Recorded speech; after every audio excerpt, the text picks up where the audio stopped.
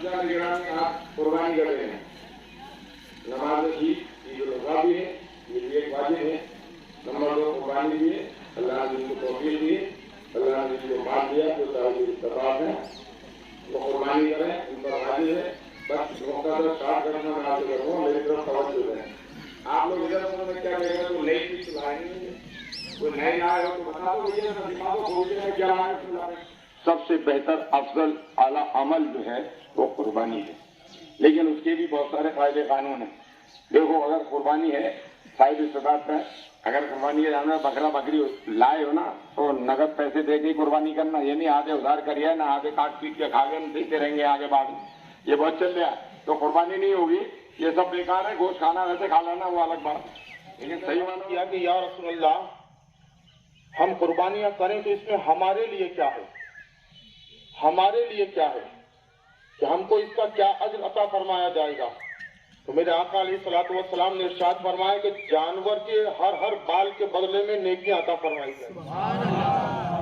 और सिर्फ यही इक्तिफा नहीं कहा बल्कि मेरे आका ने इरशाद फरमाया कल जब मैदान महशर होगा तो ही जानवर अपने खुरों अपने सींगों के साथ में हाजिर होगा और जिनके नाम पे कुर्बानियां हुई बड़ी आसानी के साथ पुल सिरात उनको पार कराता हुआ नजर आएगा। और ये तो कुर्बानी की फजीलतें हैं। आप देखिए इब्राहिम अला नबीना अलैहिस्सलातु वस्सलाम की जिंदगानी को आप देखें कि एक मोमिन कैसा होना चाहिए, मोमिन कब मोमिन होता है। हम दौरे हादसा की बात नहीं करते, इब्राहिम अलैहिस्सलातु वस्सलाम की जिंदगानी को आप देखें तो हमें पता चलेगा कि हमको अपने रब से कैसा हमारा ताल्लुक होना चाहिए, उसके बारगाह के अंदर हमको कैसी खिराज पेश करनी चाहिए। इब्राहिम अलैहिस्सलातु वस्सलाम की आप जिंदगानी को उठा करके देखें कि जब जान की बारी आई तो इब्राहिम अलैहिस्सलातु वस्सलाम ने राह खुदा के अंदर अपनी जान का नजराना पेश करने से बिल्कुल उनके कदम नहीं लड़खड़ाए। जब औलाद की कुर्बानी की बारी आई तो आपने आज के दिन अपनी औलाद को भी रब की बारगाह के अंदर कुर्बान करने के लिए हुलकुम के ऊपर छुरी चला दी। जब मुल्क छोड़ने की बारी आई तो अपना वतन भी छोड़ दिया। तो कुर्बानी का असल मकसद क्या है? सिर्फ गोश्त खाना मकसद नहीं है। कुर्बानी का मकसद गोश्त खाना नहीं है। रब की बारगाह में ना तो जानवर का गोश्त पहुंचता है, ना खाल पहुंचती है, ना बाल पहुंचते, कुछ भी नहीं पहुंचता। सिर्फ हमारी नीयतें रब की बारगाह के अंदर कबूल होती है, हमारी नीयतें रब की बारगाह के अंदर कबूल होती है। और कुर्बानी है क्या? हमारा जब हम कुर्बानी करें तो जज्बा क्या होना चाहिए? तो कुरान से पूछे तो कुरान बताता है इन्ना सलाती व नुसुकी व महयाया व ममाती लिल्लाहि रब्बिल आलमीन के महबूब आप इरशाद फरमा दीजिए कि मेरी नमाज, मेरी कुर्बानी, मेरी जिंदगी और मेरी मौत सब कुछ अपने रब के लिए, सब कुछ अपने रब के लिए। याद है कि हमारी जिंदगानी, हमारी मौत भी हमारे रब के लिए। जब इंसान कुर्बानी पेश करे तो उसका ये जज्बा होना चाहिए, ये नियत होनी चाहिए कि मैं सिर्फ गोश्त खाने के लिए कुर्बानी नहीं कर रहा हूँ, बल्कि एक अजीब इबादत है, उस इबादत को पेश कर रहा हूँ अपने रब को राजी करने के लिए। नियत ये होनी चाहिए कि अपने रब को राजी करने के लिए मैं उसकी बारगाह के अंदर ये कुर्बानी पेश कर रहा हूँ, है ना। अब इसके ऊपर 2-4 मसाइल से आप सुन लें, वाकयात आप बहुत सुनते रहते हैं।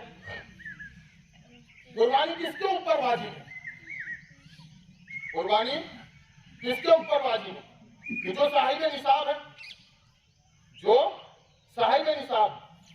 अब साहिब निसाब कहते किसको है? कि जिसके पास 52.5 तोला चांदी या 7.5 तोला सोना या इतनी रकम हो तो उसके ऊपर कुर्बानी वाजिब है। और दौरे हाजरा के हिसाब से आप देखें तो अगर कोई 39,000 या राउंड फिगर में बताऊं कि 40,000 रुपए का मालिक है तो उसके ऊपर कुर्बानी वाजिब है। अपना अपना मुहासिबा कीजिए, अपने अपने बैंक बैलेंस का मुहासिबा कीजिए। ये कोई दस्तूर नहीं है, ये रब की तरफ से आई की हुई कुर्बानी।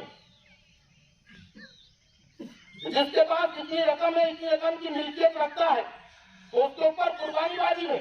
घर के अंदर अगर 5 जने हैं और 5 ही के पास इतनी रकम है तो उन 5 ही के ऊपर कुर्बानी वाजिब है,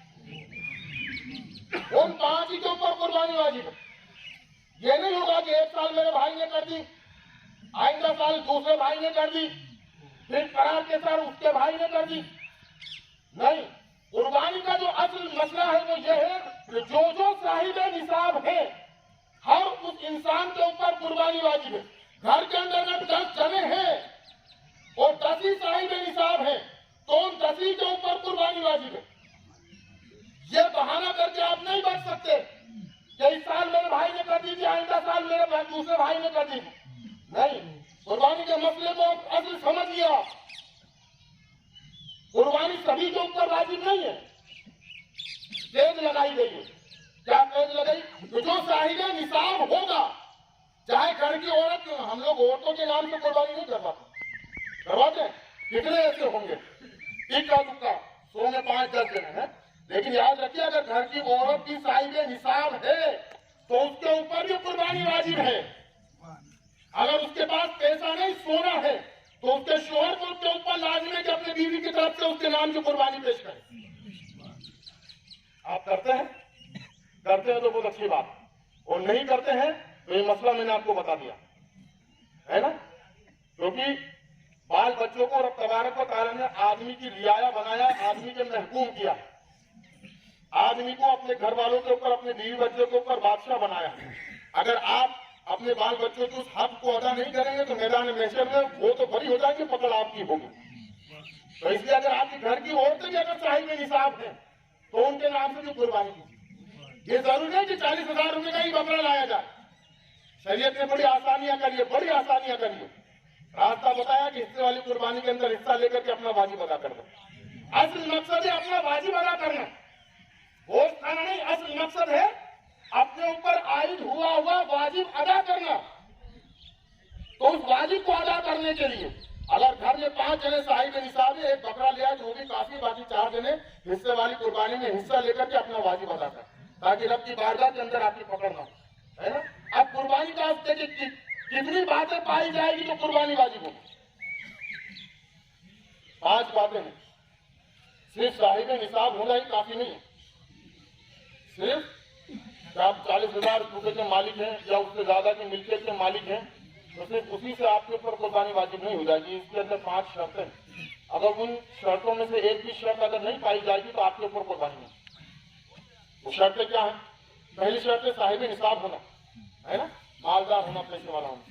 जो साहिब निसाब नहीं है उसके ऊपर कुर्बानी नहीं। अगर वो करता है तो निचली कुर्बानी का सवाब पाएगा। ठीक है। अब अगला मतलब सुनिए, 5 बातें। तो साहिब निसाब होना, दूसरा आकिल होना, तीसरा बालिग होना, चौथा आजाद होना, 5वां मुकीम होना। आप क्या समझे इस बात से? साहिब निसाब होना यानी कि मालदार होना, आकिल होना यानी कि समझदार होना, मेंटल नहीं होना, पागल नहीं होना। शर्त है कुर्बानी के लिए, कोई पागल है लेकिन करोड़पति है तो उसके ऊपर कुर्बानी वाजिब नहीं है। तो शरीयत ने क्या कहा कि मालदार होने के साथ में आकिल होना यानी कि समझदार, होशमंद होना। जो होशमंद नहीं, समझदार नहीं, उसके ऊपर कुर्बानी भी नहीं, चाहे वो करोड़पति क्यों ना हो। साहिब निसाब होना, आकिल होना, बालिग होना। बालिग होना भी शर्त है, नाबालिग के ऊपर कुर्बानी नहीं है। चाहे आप अपने बच्चे के नाम लाखों की प्रॉपर्टी कर दे, जब तक बालिग नहीं होगा उसके ऊपर कुर्बानी नहीं है। क्योंकि आज हम देखते हैं जब 10 डालने जाते हैं बकरे को जिबा कर सकते हैं। अब किसके नाम से किया? साहब अगले साल तो हमने मेरे नाम से कर लिया तो मेरे बच्चे के नाम से कर दो। अरे भाई, अभी बच्चे के ऊपर तो कुर्बानी वाजिब नहीं है। आप बच्चे के नाम से कर दोगे तो वो निचली कुर्बानी होगी, आपका वाजिब अपनी जगह बाकी रहेगा, आपका वाजिब अदा नहीं होगा। तो याद रखिए, कुर्बानी किसके ऊपर है? जो घर में साहिब निसाब है। अगर आपने नाबालिग को साहिब निसाब भी बना दिया तो भी उसके ऊपर कुर्बानी नहीं है, तो भी उसके ऊपर कुर्बानी नहीं है। तो पहला क्या है? साहिब निसाब होना, आकिल होना, बालिग होना, तीसरा आजाद होना। अब अभी तो गुलामी की तो कोई रस्म ही नहीं है ना। और 5वां मुसाफिर होना। अगर आप मुसाफिर सफर में है तो आपके ऊपर कुर्बानी नहीं। अगर सफर में भी कुर्बानी करोगे तो सवाब पाओगे, लेकिन अगर नहीं भी करोगे तो भी कोई हर्ज नहीं। अगर मुसाफिर, तो मुकीम के ऊपर कुर्बानी वाजिब है। मुकीम होना, मुकीम होना, मुसाफिर ना होना। ये 5 बातें साहिब निसाब के अंदर पाई जाएगी तो उसके ऊपर कुर्बानी वाजिब। अब आप अपना मुहासिबा करें अगर किसी ने इस तरह की नियत कर रखी है कि मैं अपने बच्चे के नाम से करूंगा, अगर बच्चा नाबालिग है तो आप जो घर में साहिब निसाब है उसके नाम से कुर्बानी करें, है ना, उसके नाम से आप कुर्बानी करें। इन मसलों के ऊपर आप अमल करें, गौर फिक्र करने की बात है, क्योंकि साहिब निसाब के ऊपर कुर्बानी को वाजिब करार दिया गया। उसके अंदर शर्त बयान की, आकिल होना, बालिग होना, मुकीम होना और मुसाफिर ना होना। कुर्बानी के और मसाइल को आप उठा करके देखें, लोग अपने मरहूमीन के नाम से कुर्बानी करते हैं। अब जायज है उनकी कुर्बानी, लेकिन अगर किसी मरहूम ने अपनी वसीयत करी है, याद रखें इस बात को भी, किसी के वालिदैन फौत हो गए, उन्होंने माल छोड़ा और वसीयत करी इससे हर साल मेरी तरफ से कुर्बानी पेश करना, तो अगर आप उस माल से कुर्बानी पेश करते हैं उनके नाम से, तो जो साहिब निसाब है वो उस गोश्त को नहीं खा सकता, वो पूरा गोश्त उसको सदका करना होगा गरीब फुकरा के अंदर। ये मसले भी आप ध्यान रखें, गरीब फुकरा के अंदर उस गोश्त को सदका करना पड़े। लेकिन आप खुद साहिब निसाब है और अपनी खुशी से अपने वालिदैन या अपने अजीज व अकारिब की तरफ से कुर्बानी पेश कर रहे हैं, तो वो निफली कुर्बानी है। तो आप जब उनकी तरफ से कुर्बानी पेश करें तो आप अपना भी वाजिब अदा करें, आप अपना भी वाजिब अदा करें, क्योंकि जो आप कुर्बानी अपने मरहूमीन के नाम से पेश कर रहे हैं वो निफली कुर्बानी है और आपके ऊपर अपना वाजिब बाकी रह जाएगा। तो असल ये है कि आप अपना वाजिब अदा करें और कुर्बानी के मसाइल को भी आप और गौर फिक्र करें और उठा करके देखें। बहुत सारी ऐसी बातें हैं जिसके अंदर हम कोताहियां करते हैं। घर के अंदर सब साहिब निसाब है, फिर भी हम कुर्बानियां करने से बचते हैं। आजकल कुर्बानी के मसले को मन मुटाव का मसला बना लिया। इस तरीके से 4 भाई है, एक भाई कुर्बानी कर रहा है कि तुम तीनों को मेरे यहाँ आना पड़ेगा, मेरे यहाँ नहीं आओगे तो बोलचाल खत्म। हो रहा है ना ऐसा, हो रहा है ऐसा। ये दीन का मसला है, इसके अंदर अपनी अकल या अपनी तबीयत को शामिल मत कीजिए। जो भाई 3 भाइयों को बुला रहा है, तो अगर मैं यूं कहूं कि भाई तुम कुर्बानी में उनको इकट्ठा करे तो उनके बदले की नमाज भी पढ़ लिया करो, उनके बदले की ज़कात भी दे दो, उनके बदले दीन के जो अहकाम है वो भी तुम पूरे कर लो, वो बड़ी जिम्मे करो उनको। लेकिन वो बड़ी जिम्मे नहीं हो सकते ना, तुमने तो अपने भाइयों को इकट्ठा करके अपना वाजिब अदा कर दिया, वो नहीं आए तो तुम मन मुटाव करने को तैयार है। तुम तो रब की बारगाह से आजाद हो गए, लेकिन तुम्हारे भाइयों को तुमने फंसा दिया। मैं इकट्ठा होने से मना नहीं करता, आप अपने भाइयों को, अपने अजीज अकारिब को इकट्ठा करें, लेकिन ये मन मुटाव वाला जो सिस्टम है ना, इसको खत्म कर दें। मन मुटाव वाले सिस्टम को खत्म कर दें। अगर कोई भाई नहीं आता और कहता है कि मेरे अपनी यहाँ कुर्बानी है, तो आप दीन के मसले के ऊपर अमल कीजिए कि वो उसका वाजिब अदा कर रहा है, वो उसका वाजिब अदा कर रहा है, तो इसमें मन मुटाव करने की जरूरत नहीं है। और अगर आपके भाई इकट्ठा भी होते हैं, तो जो भाई खुद साहिब निसाब है, अपने साहिब निसाब भाई के इकट्ठा होकर के कुर्बानी में शामिल हो रहे हैं, तो उनको भी यही मशवरा दूंगा कि जो एक भाई अपनी कुर्बानी कर रहा है, तो आप सब उसके यहाँ शामिल तो हो गए, लेकिन अपनी खुद की भी कुर्बानी को अदा कीजिए। उसका तरीका शरीयत ने बड़ा आसान दिया कि आप हिस्से वाली कुर्बानी के अंदर हिस्सा डाल करके अपनी कुर्बानी अदा कर दीजिए और अपने भाइयों के यहाँ पर इकट्ठा हो जाएंगे। लेकिन अगर कोई इकट्ठा नहीं होता तो उसके अंदर मन मुटाव करने की, बोलचाल खत्म करने की भी जरूरत नहीं, क्योंकि ये शरीयत का मसला है।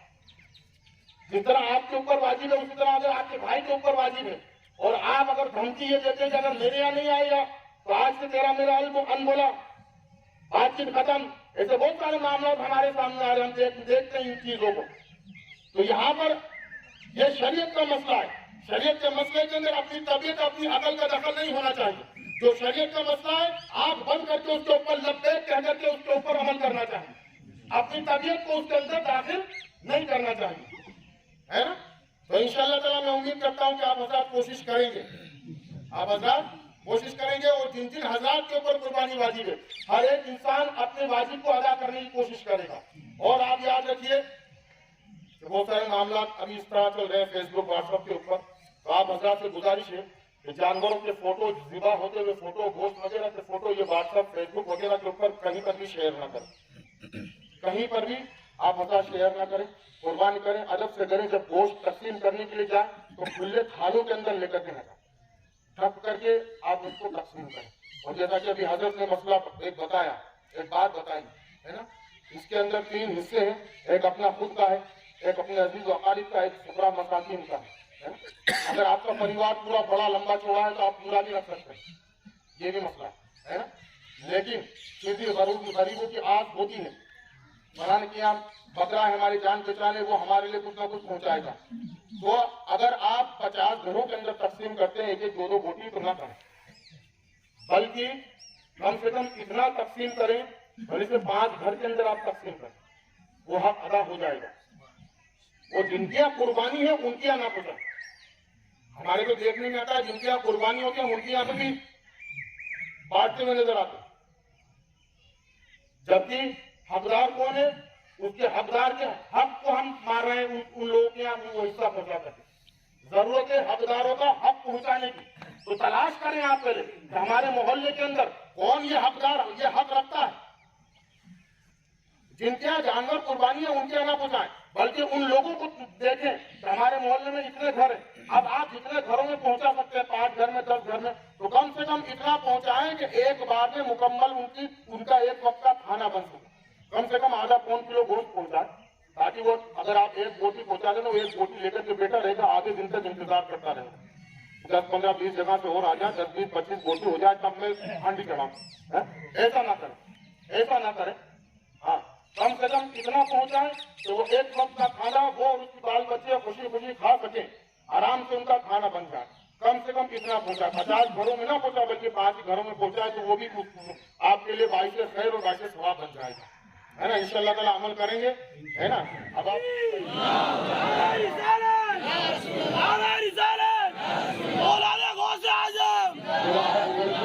सोसाइटी की जानिब से भी ऑब्वियसली की जाएगी और पंचतनी बेवा फरोश की जानिब से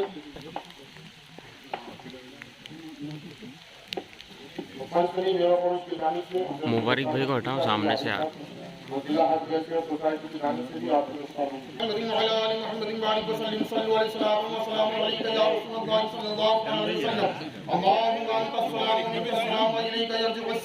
حينا ربنا بالسلام واتنا في الدنيا حسنة وفي الآخرة حسنة وقنا عذاب النار واعف عنا واغفر لنا وارحمنا أنت مولانا فانصرنا على القوم الكافرين وانصرنا فإنك خير الناصرين وافتح لنا فإنك خير الفاتحين واغفر لنا فإنك خير الغافرين وارحمنا فإنك خير الراحمين وارحمنا فإنك خير الراحمين وارحمنا فإنك خير الراحمين واهدنا ونجنا من القوم الظالمين واهدنا ونجنا من القوم الظالمين لا إله إلا أنت سبحانك إني كنت من الظالمين فاستجبنا له ونجيناه من القوم